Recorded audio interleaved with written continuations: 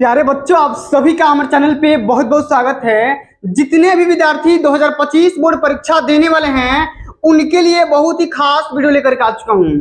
और बच्चों, आज की इस वीडियो के माध्यम से मैं आप सभी को ये बताने वाला हूं कि 2025 बोर्ड परीक्षा में कॉपी कैसे लिखें। और आज की इस वीडियो के माध्यम से मैं आप सभी को एक बोर्ड टॉपर के द्वारा लिखी गई कॉपी लेकर के आ चुका हूं। और इस लेक्चर के माध्यम से हम सभी सामाजिक विज्ञान की कॉपी के बारे में डिस्कशन करने वाले हैं कि आप सभी को 2025 बोर्ड परीक्षा में सामाजिक विज्ञान की कॉपी कैसे लिखनी है, कॉपी लिखने का सही तरीका क्या होता है और कॉपी एग्जामिनर के सामने कैसे रिप्रेजेंट करना है, सब कुछ मैं आप सभी को इस वीडियो के माध्यम से बताने वाला हूं, समझाने वाला हूं। कॉपी में कौन कौन सी गलतियां नहीं करना है आप यहां पे देख सकते हैं। और इसी कॉपी को हमने स्कैन कर रखा है। और ये जो कॉपी आप यहां पे देख पा रहे हो, ये बोर्ड टॉपर के द्वारा लिखी गई कॉपी है, जिन्होंने बोर्ड परीक्षा के पेपर में अधिकतम अंक प्राप्त किया हुआ है। तो बच्चों, जैसा आप यहाँ पे देख पा रहे हो, बिल्कुल इसी प्रकार का आप सभी का बोर्ड कॉपी मिलने वाला है। तो जैसे ही कॉपी मिलेगा, सबसे पहले अपना यहाँ पे डाटा फिल कर लेना है, यानी कि जो भी आपका रोल नंबर होता है, सेंटर का नाम होता है, विद्यालय का नाम होता है, परीक्षा तिथि, परीक्षा दिन, सेंटर कोड, सब कुछ भर लेने के बाद अपना कॉपी कैसे लिखोगे, इस सेशन के माध्यम से यही डिस्कस करने वाले हैं। तो बच्चों, जो भी आपका पेपर बनता है, आप सभी को पता है कि भैया आपका पेपर 70 नंबर का बनता है। तो 70 में 70 स्कोर करेंगे। उससे पहले पेपर का पैटर्न समझते हैं। 70 नंबर का पेपर आता है और ये जो पेपर बनता है भैया, 2 खंडों में बनता है। एक तो बनेगा खंड अ, जिसमें आप सभी के 20 बहुविकल्पी 20 एमसीक्यू पूछे जाएंगे, जो कि 20 नंबर का रहने वाला है। उसके बाद हम आगे बात करेंगे तो खंड ब जो आपका आता है वो 50 नंबर का पूछा जाता है। तो भैया ओएमआर वाले सेक्शन को तो आप आसानी से सॉल्व कर पाओगे, लेकिन बात यहाँ पर आती है कि भैया आप बोर्ड वाले पेपर में किस तरीके से कॉपी सॉल्व करोगे, कैसे कॉपी लिखोगे, कॉपी किस तरीके से लिखना है कि एग्जामिनर इंप्रेस हो जाए। ऐसा बोला जाता है बाबू कि first impression is the last impression. आपकी कॉपी की जो पहला पेज है वही डिसाइड कर देगा कि आपको 70 में कितना नंबर स्कोर करना है या नहीं करना है। तो ये समझते हैं खंड ब जो सेक्शन है आपका, इसका सलूशन कैसे हल करेंगे। तो सबसे पहले समझेंगे यहाँ पर वर्णनात्मक जो प्रश्न आपका दिया गया है, प्रश्नोत्तर संख्या पहला। इसमें अगर क्वेश्चन पूछा जाए कि असहयोग आंदोलन के कारण क्या थे, मतलब किस वजह से असहयोग आंदोलन को चलाया गया था, इसके बारे में आपको समझाना है बढ़िया से।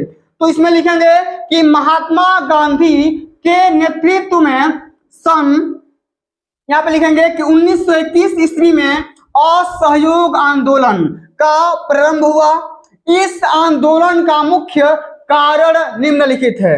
हमारा पहला कारण क्या लिखेंगे कि खिलाफत का मुद्दा, पंजाब में सरकार की बर्बर कार्रवाइयों के विरुद्ध न्याय प्राप्त करना और स्वराज की प्राप्ति करना। तो ये तो हो गया भैया हमारा कारण। अब इसका प्रभाव क्या पड़ा था, इसको भी समझ लेते हैं। इसका ये प्रभाव पड़ा था कि जनता का अपार सहयोग मिला, सही बात है। देश की शिक्षण संस्थाएं लगभग बंद सी हो गई थी और ब्रिटिश साम्राज्य का गर्व चूर चूर हो गया था। तो भैया आप यहाँ पे नोटिस किए कि किस तरीके से बिल्कुल अच्छे ढंग से, कहीं भी काटा पीटी नहीं करना है, कहीं भी ओवर राइटिंग नहीं करना है, बिल्कुल सरल तरीके से आप सभी को आंसर देना है। इसी प्रकार से हम अगर अगला क्वेश्चन देखेंगे तो लिखा गया, हमारा क्वेश्चन पूछा गया है कि लोकतंत्र एक उत्तरदायी एवं वैध शासन व्यवस्था है, इस पर टिप्पणी लिखिए। तो कैसे लिखेंगे जरा यहाँ पर समझ लीजिए। लिखेंगे कि लोकतंत्र एक उत्तरदायी सरकार का गठन करती है, क्योंकि देश के सभी शिक्षित तथा जागृत नागरिक इस बात के बारे में ध्यान रखते हैं कि लोगों के पास अपने प्रतिनिधि चुनने का अधिकार हो। अगर वह ठीक ढंग से कार्य नहीं करते हैं तो उनके पास सरकार को उखाड़ फेंकने का भी अधिकार होता है। इसलिए यह सरकार जनता के प्रति उत्तरदायी होती है। तो भैया इस प्रकार से आप सभी को भी हर एक क्वेश्चन को सटीक आंसर देना है, तब जाकर के पूरे नंबर मिलते हैं पेपर में, तब जाकर के टॉपर बनोगे, ठीक ना। चलिए आगे बात कर लेते हैं। अगला हमारा क्वेश्चन पूछा गया था कि विदेशी व्यापार क्या होता है। तो दो या दो से अधिक देशों के मध्य होने वाले विनिमय या आदान प्रदान को हम क्या बोलेंगे भैया, विदेशी व्यापार बोलेंगे। इसकी विशेषता क्या क्या हो जाएगी, तो विभिन्न आर्थिक कर्ताओं के बीच वस्तुओं या सेवाओं का स्वैच्छिक आदान प्रदान या आर्थिक मुद्रा कोष में वृद्धि भी हो सकती है अगर हम विदेश से कोई सामान खरीद रहे हैं या विदेश से हम व्यापार कर रहे हैं। ठीक है, इतना तरीका से आगे बढ़ जाते हैं। इसी प्रकार से आप सभी को अगला जो चौथा नंबर क्वेश्चन पूछा गया है, इसी प्रकार से लिखना है। क्या है क्वेश्चन कि भूमि संसाधन किसे कहते हैं, तो लोगों, समुदाय या समूह के लिए धन का भंडार करना हमारा भूमि संसाधन कहलाता है, और मानव उपयोग के लिए जीविका, रेशे या अन्य जैविक पदार्थों का उत्पादन, पौधे, प्राणियों और छोटे पैमाने के जीवन रूपों के लिए प्राकृतिक वातावरण का प्रावधान ही भूमि संसाधन कहलाता है। तो इस तरीके से आप सभी को सटीक आंसर देना है। अब आगे हम देख लेते हैं अगला जो हम देखेंगे। इसी प्रकार से आप यहाँ पे देख सकते हैं कितना आसान तरीके से, कितना सटीक तरीके से कॉपी लिखा गया है, और आप इस कॉपी में नोटिस कर सकते हैं कि कहीं भी ओवर राइटिंग नहीं किया गया है, कहीं भी बेतुका बात बना करके नहीं लिखा गया है। एक बात और, मान लो अगर आपको कोई क्वेश्चन नहीं पता है तो आप उस क्वेश्चन को कैसे हल करेंगे। मान लो संघवाद के बारे में आपको कुछ भी नहीं पता है, तो संघवाद से संबंधित आपको टॉपिक लिखना है। ऐसा नहीं कि संघवाद से संबंधित ना हो और टॉपिक लिख करके आओगे, नंबर नहीं मिलेंगे।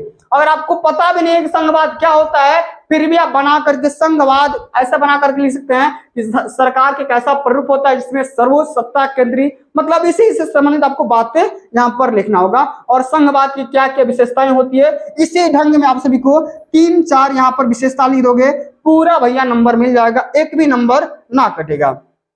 ठीक है ना। इसी प्रकार से जो हमारा छठा 7वां नंबर क्वेश्चन है, यहाँ पर उपभोक्ता के 3 अधिकार कौन कौन से होते हैं। सबसे पहला होता है आरटीआई यानी सूचना का अधिकार, चुनने का अधिकार, फिर यहाँ पे सुनवाई का अधिकार।